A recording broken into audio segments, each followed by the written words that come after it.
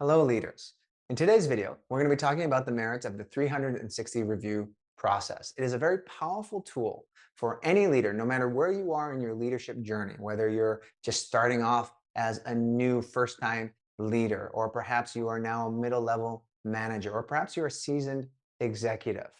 No matter where you are, what the 360 review process is going to do is going to give you some very useful feedback in terms of areas where you have strengths in and areas perhaps that you might consider developing that you can enhance.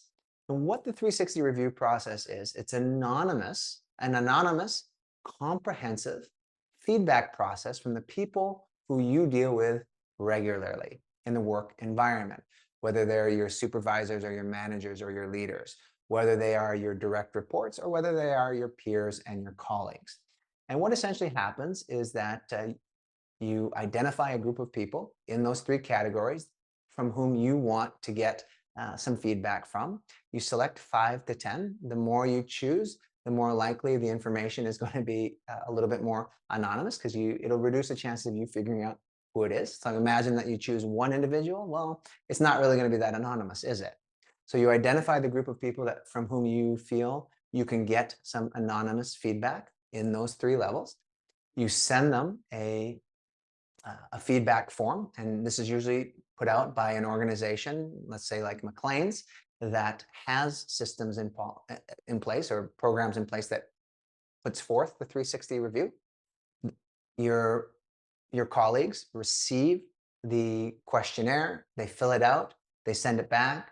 It's all processed. You then get a printout of the tabulated information. And then you work with a coach or perhaps your supervisor, your leader, to kind of go over what those results showed. And quite often, what the results will do is will share with you things that you perhaps did not know, you weren't aware of, that were perhaps strengths you had, or perhaps areas of improvement. Because the reality is that we only know what we know, right? We don't know what we don't know.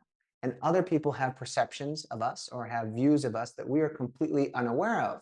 But that view and that perception influence how they choose to interact with us, influence how they choose to deal with us.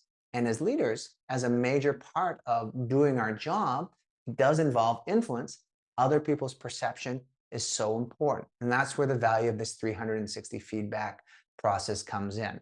After you review it, you come up with an action plan in terms of how to perhaps continue to enhance those strengths and perhaps also how to bring up some of those areas for improvement. And then after that, perhaps 12 months or 2 years after the initial 360, you do it again. And this allows for a virtuous cycle of continuous improvement.